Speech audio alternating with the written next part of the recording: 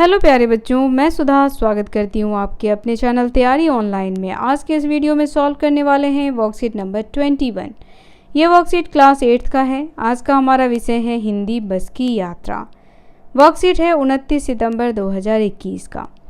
तो बच्चों, हमने पहले भी बस की यात्रा व्यंग पढ़ा था। चलिए आज देखते हैं आज के इस यात्रा में क्या है। एक पुलिया के ऊपर पहुँचे ही थे कि एक टायर फिस करके बैठ गया। वह बहुत ज़ोर से हिलकर थम गई। अगर स्पीड में होते तो बस उछलकर नाले में गिर जाती। मैंने उस कंपनी के हिस्सेदार की तरफ पहली बार श्रद्धा भाव से देखा। वह टायरों की हालत जमाने में लग गए, जान हथेली पर लेकर फिर इसी बस में सफ़र कर रहे हैं। उत्सर्ग की ऐसी भावना दुर्लभ है। सोचा, इस आदमी के साहस और बलिदान भावना का सही उपयोग नहीं हो रहा। इसे तो किसी क्रांतिकारी आंदोलन का नेता होना चाहिए। अगर बस नाले में गिर पड़ती और हम सब मर जाते तो देवता बाहें पसारे इसका इंतजार करते।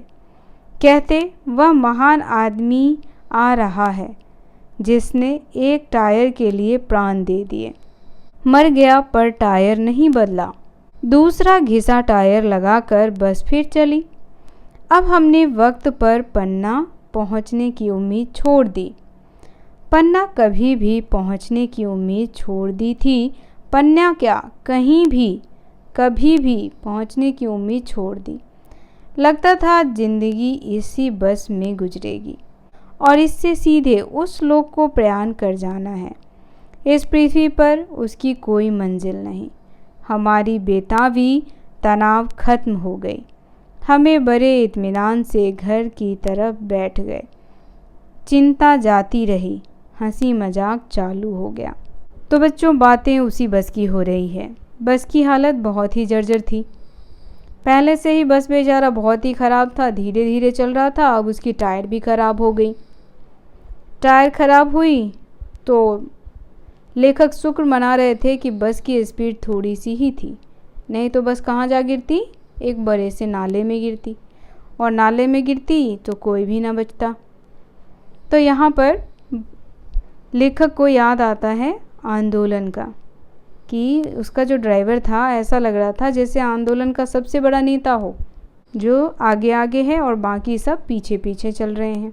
चलिए, कुछ प्रश्न दिए गए हैं, उस प्रश्न को देखते हैं। यहाँ देखें, उत्सर्ग शब्द का अर्थ होता है बच्चों त्याग। प्रयाण शब्द का अर्थ होता है प्रस्थान या मरना। बेताबी शब्द बेचैनी। इत्मीनान शब्द का अर्थ होता है तसल्ली। भाई, अब बस इतनी ख़राब थी कि चल ही नहीं रही थी, तो अब लेखक भी तसल्ली से बैठ गए थे। छोड़ो, पहुंच गए घर तो बढ़िया, नहीं पहुंचे तो कोई बात नहीं, और सब अपने में हंसी मजाक कर रहे थे। अब गद्यांश के आधार पर कुछ प्रश्न दिए गए हैं, उन्हें देखिए। पहला प्रश्न हमारा है बच्चों, लेखक कंपनी के हिस्सेदार की किस उत्सर्ग की भावना को दुर्बल कह रहे थे। चलिए आपको इसका उत्तर बताएं कि कहाँ से कहाँ तक लिखना है।